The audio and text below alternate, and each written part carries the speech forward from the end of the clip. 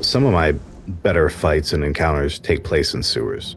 And I think that's interesting because I think a sewer is a really good example of where the physicality of a space.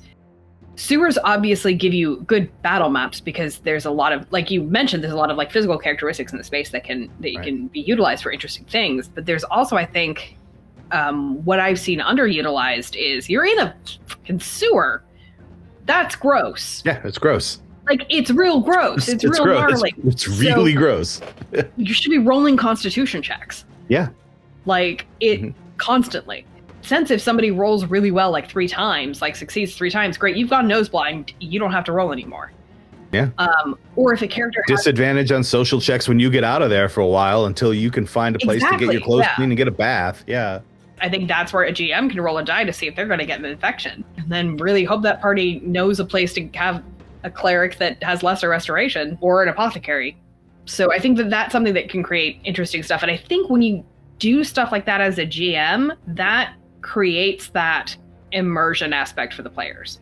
When I don't expect a place that is rich and has this wonderful woven creative tapestry that I talk about, I'll have a situation that seems very safe. It's nice. They're in a tavern, and all of a sudden, King's guards kick in the door, shoot the barmaid in the eye socket, and then just demons with flaming skulls for heads charge in and start cutting people up when the party's in the middle of a bath, right? Like just flip the table, and that is usually sparked when the characters turn a scene into something really entertaining, right? This here was, Tavern Number 3 on the road to MacGuffinville.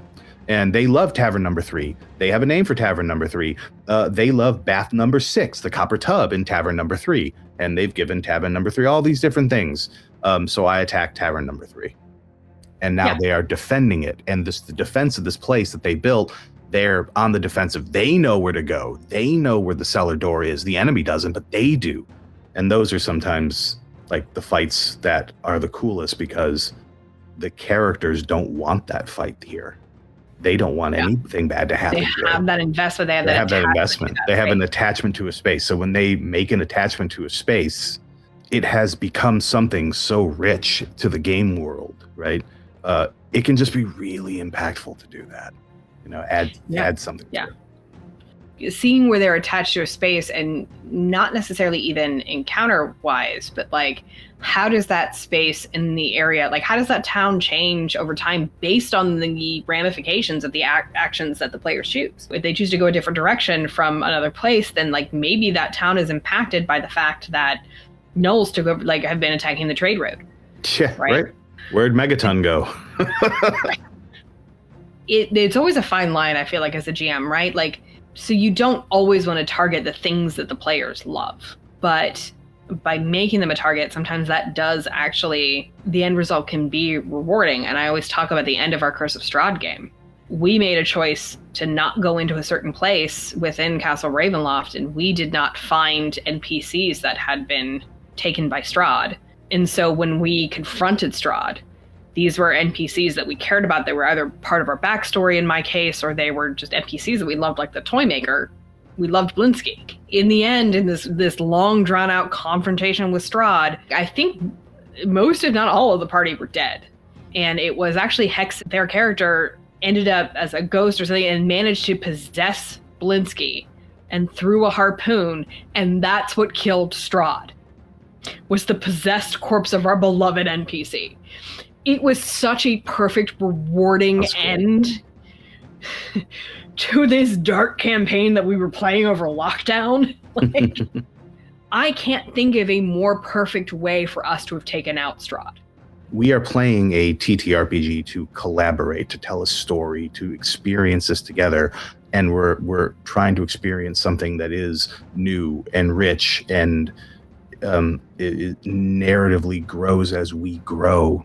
That's why we play role-playing games, TTRPGs. Back in, the earlier games that I would play, you could go to the same starter town over and over again in Dragon Warrior, and it was there, and they're always the same people saying the same 3 lines. They never were in danger, even though the Dark Realm had monsters all around it, and you were going off to fight a dragon. It always sold the same shitty sword for 10 copper, right? It never changed, right? Right. Like, it's not just like they're playing a video game where they're moving through, no shade on video games, I love video games. Yeah. You're doing it for the challenge of the combat, but you're still kind of distant from your character. Like, I will play the crap out of a Diablo game. I'm not not connected to my character who's throwing jars of spiders at things. It's just an entertaining thing to go throw jars of spiders at something. But I think when you're doing something that is a long-form campaign, creating that connection to the world increases a player's sense of stake in the story and in what's happening. And so it affects how they make choices. When you have this thing that can suddenly become endangered because of the player's actions, then the world is alive.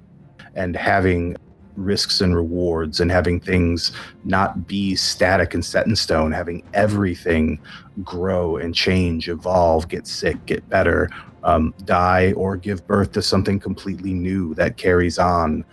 This entire environment can change, and it can change at the drop of a hat, and hopefully in a way that you find enjoyable, that you find, dramatic and pushing you to be to play more and to get more involved in the story. And all real good encounters do that.